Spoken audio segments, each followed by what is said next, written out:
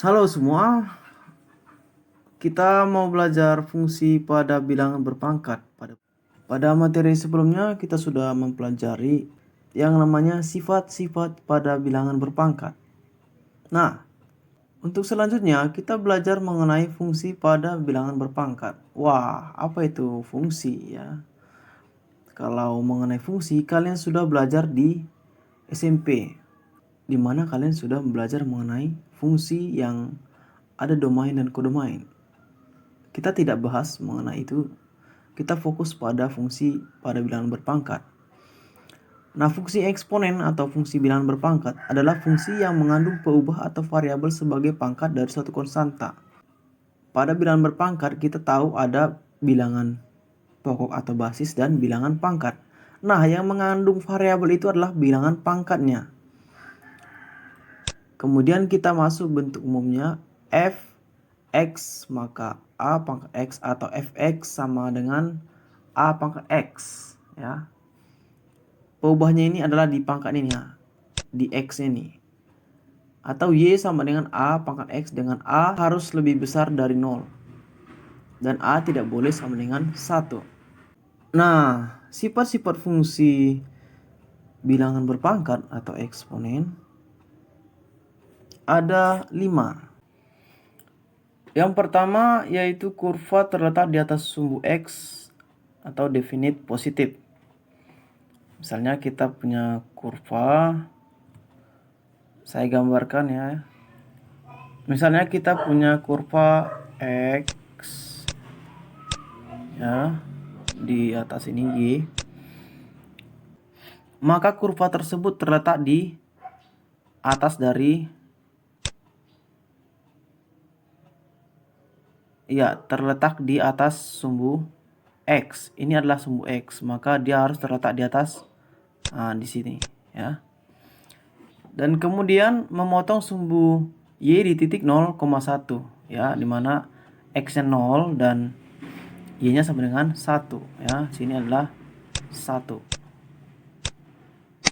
Kemudian mempunyai asimtot datar y sama dengan 0 dan atau sumbu x. Arti asimtot adalah garis yang sejajar dengan sumbu x ya, sejajar dengan sumbu x di sini. Tapi dia y sama dengan 0 ya, begitu. Oke. Perlu kita ketahui bahwa kurva ini dia terus mendekati 0 tapi tidak menyentuh tepat di 0, maka asimtotnya itu berada di y sama dengan 0 seperti itu. Oke, kemudian nomor 4, grafik monoton naik untuk bilangan x lebih besar dari 1 ya. Apabila kita x lebih besar dari 1, maka itu gambarnya kurang lebih seperti ini. Gambarnya tidak begitu rapi, tapi ini yang bisa saya buat. Ini adalah bentuk dari kurva apabila bilangannya x sama x lebih besar dari 1. Ya, ini x lebih besar dari 1. Kemudian saya buat lagi kurvanya untuk x di antara 0 dan 1 ya. Nah, inilah kira-kira bentuk kurva yang dimaksud apabila x-nya di antara 0 dengan 1. Wah, agak hancur memang. Tapi inilah yang saya buat, yang bisa saya buat. Nah, itu tadi mengenai sifat-sifat fungsi bilangan berpangkat. Selanjutnya kita masuk ke contoh soal ya. Ini adalah contoh soal yang nomor 1. Apabila fx sama dengan 2 pangkat x ditambah 1, tentukanlah nilai dari f3 dan ini artinya f minus 3. Ya, ini f minus 3. F minus 3. Oke. Ini cukup gampang ya. Kita cuma memasukkan variabel 3 ini mewakili x. Udah, kita buat aja. F3 sama dengan 2. X ini kan sudah kita ganti dengan 3.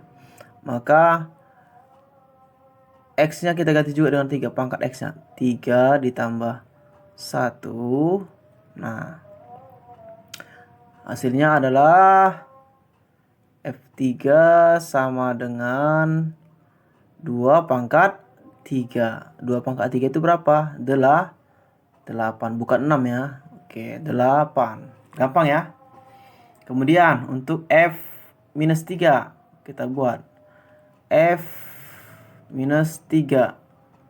Kita masukkan nih fungsi yang sama, yaitu 2 pangkat X ditambah 1. Kita masukkan langsung F-3 nya ya. F-3 nya menjadi 2 minus 3 ditambah 1, maka hasilnya menjadi 2 pangkat minus 2. Nah, kamu ingat sebelumnya cara mengubah 2 pangkat minus 2 ke positif. Caranya adalah tinggal kita buat 1 per 2 pangkat 2.